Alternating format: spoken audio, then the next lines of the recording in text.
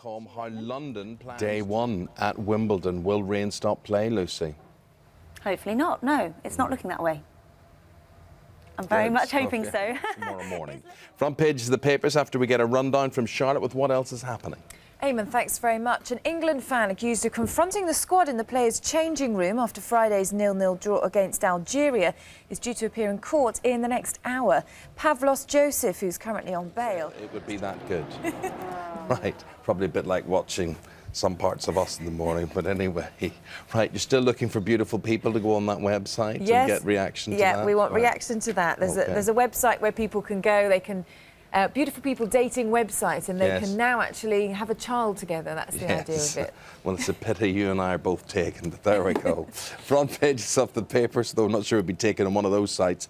Anyway, Independent, the Chancellor comments to Alice Dodge, who's with me now, and Alice is the UK spokesperson for beautifulpeople.com. If we strip away the beautiful bit, what are you trying to do? What we're trying to do, Eamon, is just raise awareness to the members of this community, this social networking site, that there is, tools out there for them to utilise. There are reputable clinics in every city, in every country, and if this is something you want to do, if you want to put your beautiful genes out there, this is how you can discuss Very egotistical, though, isn't it? It is. Well, beautifulpeople.com is the site with a ban on ugly people, so it's always been out there. These are now tools that are available for members who are serious. I mean, it's a forum for debate, so you can go on, have a look, and just put your thoughts out there. What are you serious about? You're not serious on this website about forming relationships. So it's not about forming a relationship with a beautiful person and having a beautiful baby. You're serious about attacking the shortage of donors for eggs and sperm. That's what you're trying to do, That's definitely what the site was born out of, and I think it's something that we have the capacity to be able to deal with at a grassroots level. I mean, people do meet on this site and they do have children. 600 babies have been born. But why do they do that? I mean, I would find it very strange to think that a little version of me would be somewhere in the world without me knowing about it. Absolutely. And I mean, look, there are legislations in place for every country. We can't speak specifically for the UK or for New York or for Sydney or any city in the world. They all have their own rules. But if you are a member from one of these cities, you can go on the forum, click on your country's site that's up there, or you can go, just seek further information with other members and ask who's... And would you get paid for this? Is there financial gain in this? Not through the beautifulpeople.com site at all. It's just a forum and it's a tool. And obviously, if you want to take that step, and for some it's a step that requires a lot of consideration and debate, you can express those thoughts on the forum, and then you go forward at your own free will to donate. We're going to express Charlotte's thoughts now, and your thoughts that have been coming in via Charlotte. What have you got? Well, a lot of people asking this morning, actually, because beauty is subjective, they want to know who decides who the beautiful people are. So who decides who can take part in this? In the site? Yeah. Okay, so what would Charlotte get on the site? I think Charlotte would be fine. I think you'd both be fine, actually. Beauty is obviously always in the eye of the beholder, and that's the thing with beautifulpeople.com. It's so unique. Every creed, race, religion is on there because everyone's perception of beauty is so unique. You put your photo forward and 70 people may think you're absolutely beautiful, one may not, you're in, and it could be the reverse. It's just so subjective. So the majority of people have to think that you're beautiful for you to get on that site. And the other point that people are making is, of course, that, because of the vagaries of DNA, just because two people are beautiful doesn't mean that their DNA together will make a beautiful baby. No, and that's something none of us know as well. I mean, two unattractive people could have an absolutely beautiful baby, one attractive, we just don't know, that's biology, that's genetics. But what we are hoping, obviously, is that these people want to put their beautiful genes out there. If they're serious about these fertility issues, then there's every chance there'll be a lot more beautiful babies in this world. And what about inner beauty then as well? That's always a lot of people raising that point, that they think that that's more important, and perhaps this type of website isn't bringing out that side of people. Well, look, it's always going to be open to debate there. I think inner beauty is as subjective as outer beauty, but what this site does do is it strips away what is planted on us in society. When you turn on television, open a magazine, that's what we're spoon-fed. Well, it's got people talking this morning, Alice. Thank you very much indeed. That's all right. Thank you. Lovely to meet you both. Thank you. Are you on this site, incidentally? I am. You are? Yeah, I got accepted. Really? Yeah. And you're happy to donate?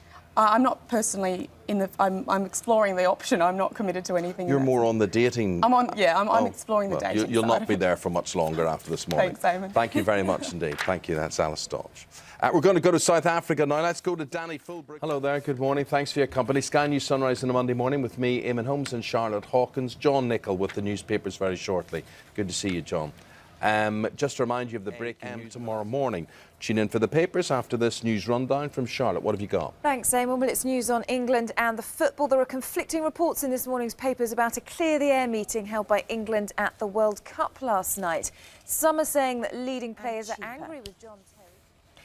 Prince William turns 28 today, reaching his own deadline for getting married. The second in line to the throne once suggested he wouldn't get hitched until he was at least 28 or maybe 30.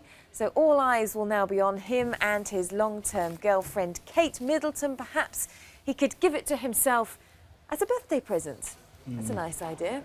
Yes, could be worse things Yeah. to get. Yeah, happy Maybe he's birthday, watching sir. and, yeah. Yes, very Think good. of that idea. John Nichol, stay tuned now for what in the newspapers. Good to see you, John. Hi, Eamon. And we start with a headline in the Times, and this is to do with the cost of the Afghanistan conflict and the Iraq war. Well, we're talking about massive cuts in the budget, of course, and here we've got the price of the Afghan and Iraq wars has hit £20 billion.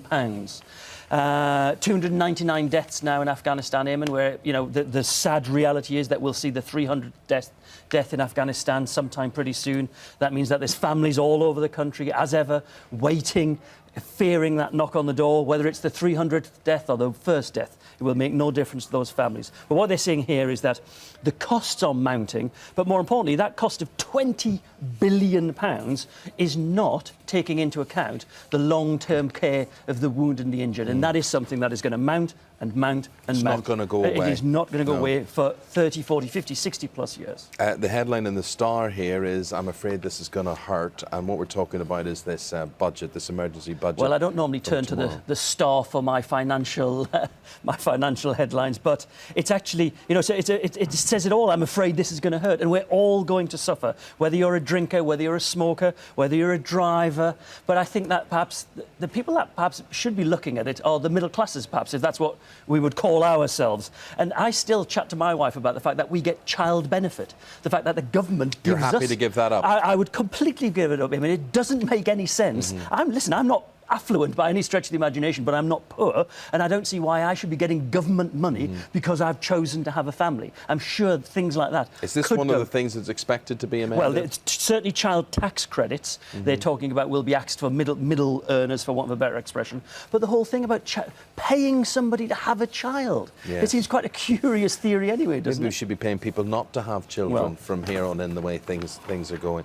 Now, here's something to me which is long overdue, and I Yes. actually think they've missed the big boom on all this. And this headline is in the Telegraph, and it says late night bars face police levy to cover cost of drunken violence. This, in my view, should be in every town in the land, Wednesday, Thursday, Friday, Saturday, Sunday nights, to deal with the people who urinate in the streets, vomit in the streets, everything that they do. So You've finished it. I'm finished. It's a particular But bugbear of mine. and you're absolutely right. You know, I mean, many people won't go into their town or village centres anymore after sort of 9, 10 o'clock on a Thursday, Friday, Saturday evening because not even just violence, Simon, but just a lawlessness. People coming out, No, but what I urinating. find, no, it's the people who own rubbish the thrown. pubs and the clubs. I mean, Yeah. I watch this in places like Belfast. You see Yeah. it in Newcastle, Manchester, Yes. whatever. People get rich through Yeah. these clubs, right? Yeah. And then you just see council workers like cleaning the streets from Absolutely. all the Yeah. debris and everything else. They're not paying. No, they're not. And towards so this. what they're actually now saying is that there'll be a police levy to cover the cost of policing, but that's not covering the cost, as you rightly point out, the council workers going out the next way to shovel up the vomit Yes. and the burger cartons. This is just the cost of policing those who cannot control themselves. And I like a drink myself, Eamon, and certainly in the military I'd been known to get rather merry, to be perfectly honest. But these are people rolling out of clubs and bars between 10 o'clock and 4 o'clock in the morning, and it's costing a fortune in policing and everything Football else. clubs have to pay for Absolutely, policing. I don't see absolutely, why yeah. bars don't. Right, longest night of the year it was last night. It was amazing being in Belfast at the weekend. It just didn't seem to get dark Yes. at all. It was just incredible. Well, it's what it's done is it's spurred the argument on about whether we should put clocks forward You know, whether we should... It's lovely. It makes such a difference. But it affects you, of course, if you were to live in Scotland. It's all sorts of different arguments. And one of the most interesting ones is it could, on the environmental side of things, a conservative estimate is that it could save 450,000 tonnes of CO2 every year. And it's all of these arguments about whether we should actually have the clocks going forward in the winter or whether we should just actually It's stay. the feel-good factor. But Charlotte bought me last winter a clock that gives me sunlight at strange times of the to day. wake you up with like a daybreak happening. Was that like turning the lights on or something like no, that? it's supposed to be like a sunrise. It's like, you know, what is that SAD syndrome? It sort of dispenses Seasonally with that. affected disorder. Yeah. Well, listen, I don't envy you guys at all getting up at whatever time it is, 2 or 3 o'clock during That's the week. me, every day. I don't know how you do it. Every day. What is the new king of... This is disgusting. This is at a place, I can't believe this. If you're in Dorset, a place called Marshwood, yesterday there was the annual nettle-eating World Championship. I mean, we're talking about stinging nettles. These are the ones that really, you know, you touch them when you're doing the gardening and they're absolutely vicious. Well, this is a chap, Somerset fishmonger Sam Cunningham, 24.